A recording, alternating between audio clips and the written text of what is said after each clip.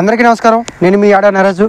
నిన్న తెలంగాణ ముఖ్యమంత్రి అయినటువంటి రేవంత్ రెడ్డి గారు కేంద్ర జలశక్తి మంత్రి అయినటువంటి సిఆర్ పటేల్ గారికి ప్రత్యేకంగా ఈ జల వివాదాల మీద ప్రత్యేకంగా విజ్ఞప్తి చేయడం జరిగింది.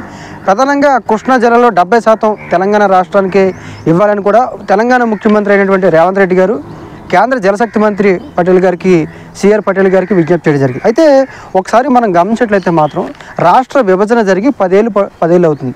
10 సంవత్సరాలు రాష్ట్ర విభజన జరిగి 10 సంవత్సరాలు అవుతుంది. ఆల్రెడీ రెండు ప్రభుత్వాలు అక్కడ కానీ ఇక్కడ కానీ రెండు ప్రభుత్వాలు కూడా మారడం జరిగింది. అయితే ఏదైతే జల సంబంధించిన అంటే నదులకు సంబంధించిన వాటా కావచ్చు, నీటి సమస్య కావచ్చు, ఇవి గత 10 ఏళ్ళుగా ఈ పరిష్కారం కాలేదు అంటే గతంలో కేసీఆర్ గారు ముఖ్యమంత్రి గారు రెండు పర్యాలు ఉన్నారు. ఒకసారి చంద్రబాబు నాయుడు గారు ముఖ్యమంత్రి ఉన్నారు, ఇంకోసారి జగన్మోహన్ రెడ్డి గారు ముఖ్యమంత్రిగా ఉన్నారు ఏపీలో. మళ్ళీ ఇప్పుడు చంద్రబాబు నాయుడు గారు ముఖ్యమంత్రి అయ్యారు. అంటే ఇది కేవలం 10 ఏళ్ళు అయినా సరే రాష్ట్ర విభజన జరిగి పునర్విభజన చట్టంలో కూడా అనేక అంశాలు పొందుపరిచి కూడా 10 ఏళ్ళు జరిగినా సరే ఇప్పుడు కూడా నీటి పంపకాల్లో ఇంకా వివాదాలు జరగడం అనేది చాలా బాధాకరం, విచారకరం. అదేవిధంగా రెండు తెలుగు రాష్ట్రాలు కూడా ఇప్పుడు రాజకీయ పరంగా కూడా అదేవిధంగా అభివృద్ధి పరంగా కూడా పోటీ పడుతున్నాయి. రాజకీయ పరంగా కొంత భేదాభిప్రాయాలు ఉన్నా సరే మాత్రం అభివృద్ధి పరంగా మాత్రం రెండు తెలుగు రాష్ట్రాలు కూడా అంటే ఒక కోఆర్డినేట్ చేసుకుంటూ కూడా ముందుకెళ్తున్నాయి.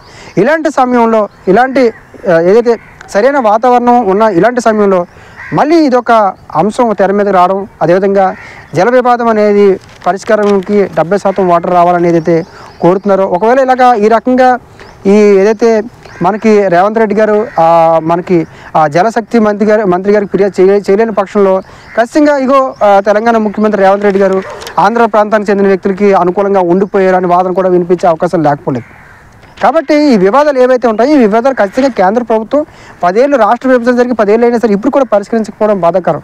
కేంద్రం రాష్ట్రాల సమస్యలు పరిష్కరించుకోకుండా కేంద్రం తన గుప్పట్లో రాష్ట్రాలు ఉండాలని భావించడంలో ఎటువంటి తప్పు లేదు.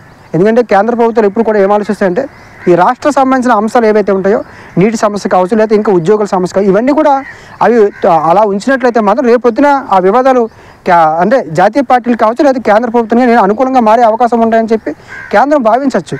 కానీ ఇంతకాలం అయినా సరే అంటే 10 ఏళ్ళు పట్టినా సరే ఇంకా కూడా కేంద్రం ఈ వివాదాలను పరిష్కార మార్గం చూపించకపోవడం, ఈ వివాదాలను కొనసాగించడం అనేది రెండు తెలుగు రాష్ట్రాలు కూడా మంచిది కాదు. ఇక్కడ ఉన్న రాజకీయ నాయకులు ఇప్పుడున్న ఆంధ్రప్రదేశ్ ముఖ్యమంత్రి చంద్రబాబు నాయుడు గారు, అదేవిధంగా తెలంగాణ ముఖ్యమంత్రి రేవంత్ రెడ్డి గారు కూడా గతంలో కూడా భేటీ అవ్వడం జరిగింది. చంద్రబాబు నాయుడు గారు కూడా గతంలో అనేక సార్లు ప్రతి ఒక్క సమస్య కూడా కూర్చొని పరిష్కరించుకుంటే మాత్రం ఖచ్చితంగా అన్ని సమస్యలకు పరిష్కారం దొరుకుతుందని చెప్పి అనేక సందర్భాల్లో ఆయన చెప్పడం జరిగింది. అదేవిధంగా రేవంత్ రెడ్డి గారు కూడా ఆ రకంగా కోఆర్డినేట్ చేసుకుంటూ అనేక అంశాల మీద ముందుకెళ్తున్నారు. కాబట్టి రాష్ట్ర విభజన జరిగి 10 ఏళ్ళు అయినా సరే ఇంకా కేంద్ర ప్రభుత్వం ఈ సమస్యను పరిష్కరించుకోకుండా కృష్ణా జిల్లాలో 70% వాటర్ కావాలని చెప్పి రేవంత్ రెడ్డి గారు ఫిర్యాదు చేయడం, దీని మీద మళ్ళీ కేంద్రం మళ్ళీ ఇదొక వివాదంగా కొనసాగించడం, ఇది మళ్ళీ రాజకీయ పరంగా ఇంకో పార్టీ వాళ్ళకి అడ్వాంటేజ్ అవ్వడం, ఇదంతా కూడా కేంద్రం అదేవిధంగా రాష్ట్ర ప్రభుత్వాలు యొక్క రైట్స్ని వాళ్ళ చేతుల్లో పరిష్కరించాల్సిన బాధ్యత పెద్దరికంగా ఉన్న కేంద్రం కూడా ఈ రకంగా పరిష్కరించుకోకుండా డిలే చేయడం అనేది రాష్ట్రాల మధ్య ఐకమత్యం ఉండకుండా ఉండే అవకాశాలు ఉంటాయి. అదేవిధంగా ప్రాంతీయ విద్వేషాలు కూడా పెరిగే అవకాశాలు ఉంటాయి. కాబట్టి రాష్ట్ర విభజన జరగడమే ఆంధ్రప్రదేశ్కి పెద్ద నష్టం. ఆ నష్టాన్ని పూరించకపోగా మళ్ళీ ఇంకా విభేదాలు ఏదైతే సృష్టిస్తున్నారో లేదా విభేదాలకు కారణం అవుతున్నాయి, ఇవన్నీ కూడా చాలా బాధాకరం, విచారకరం. తెలుగు రాష్ట్రాల ప్రజలు కూడా చాలామంది చాలా ఎమోషనల్గా ఫీల్ అవుతున్నారు. రాష్ట్ర విభజన జరిగి 10 ఏళ్ళు అవుతుంది, ఇప్పుడు కూడా ఇంకా నీటి విభేదాలు పరిష్కరించకపోవడం చాలా బాధాకరం. అది రెండు తెలుగు రాష్ట్రాల ముఖ్యమంత్రులు కూర్చొని మాట్లాడతారా, లేకపోతే కేంద్రం దగ్గరికి వెళ్ళి మాట్లాడతారా, లేకపోతే ముగ్గురు కలిసి పరిష్కరించుకుంటారా అనేది తర్వాత సంగతి. ఖచ్చితంగా ఈ పరిష్కార మార్గాన్ని చూపించకపోవడం అన్నదా ప్రాంతీయ విద్వేషాలు పరమైన విభేదాలు ఎక్కువ తలెత్తే అవకాశం ఉంటాయి. దీనివల్ల అనేక రకాల రాజకీయ పరంగా సమస్యలు వస్తాయి, అదేవిధంగా ప్రాంతీయపరమైన సమస్యలు వస్తాయి. కేంద్ర ప్రభుత్వం కూడా ఖచ్చితంగా ఈ యొక్క సమస్యని ఖచ్చితంగా వాయిదాలు వేయకుండా ఖచ్చితంగా ఇది ఒక పరిష్కార మార్గాన్ని ఖచ్చితంగా ఎన్నుకోవాల్సిన అవసరం బాధ్యత ఉంటుంది.